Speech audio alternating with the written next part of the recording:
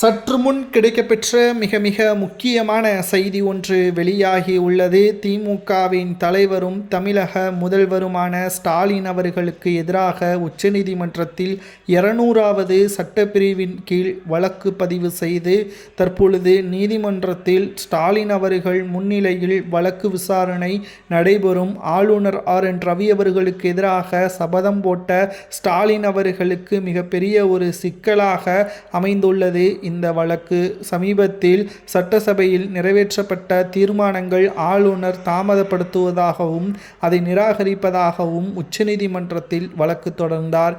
இதில் எந்த ஒரு பிரச்சனையும் கிடையாது. ஆனால் இந்த வழக்கில் ஜனாதிபதியையும் சேர்த்து வழக்கு பதிவு செய்து இந்த வழக்கில் நாங்கள் வெற்றியடைவோம் என்பதை திமுகவின் வழக்கறிஞர் தெரிவித்திருந்தார்.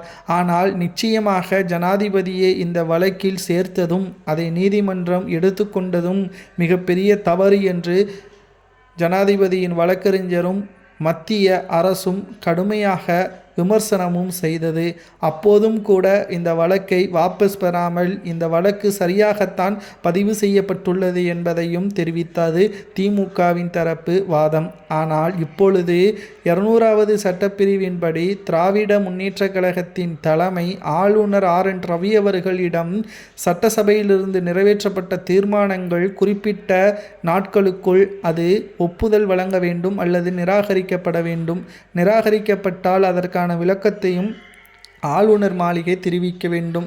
ஒருவேளை ஆளுநர் RN ரவி அவர்கள் ஒப்புதல் வழங்கப்பட்டு ஜனாதிபதிக்கு அனுப்பப்பட்டால் அது கையொப்பமிடப்பட்டு சட்டமாக அமலுக்கு வரும். ஆனால் இங்கு ஸ்டாலின் அவர்களது வழக்கை பொறுத்தளவிற்கு ஆளுநர் RN ரவி அவர்கள் வழக்கை விசாரணை செய்த பொழுது அவரிடம் ஒப்புதல் வழங்க தாமதமானதும் சில ஒப்புதல் வழங்காமல் நிராகரிக்கப்பட்டதும் ஏற்றுக்கொள்ளப்பட்டது. இந்த இடத்தில் எப்படி ஜனாதிபதியின் பெயர் வழக்கு வந்தது? அதனை சமாதானப்படுத்தக்கூடிய முயற்சியிலும் கூட வழக்கு தரப்பின் வாதங்கள் இல்லையே என்பதையும் நீதிமன்றத்தில் ஜனாதிபதியின் வழக்கறிஞர் கூறியுள்ளார்.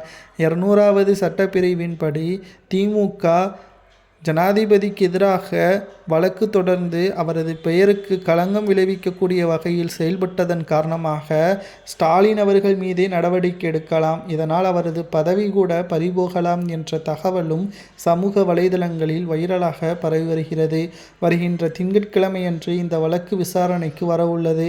ஜனாதிபதி முர்மு அவர்களை அவமானப்படுத்தும் விதமாக நீதிமன்றத்தில் வழக்கு தொடர்ந்தது சரியா தவறா என்பதை மக்களாகிய உங்களது கருத்துக்களை கமெண்ட் வாயிலாக கூறுங்கள்.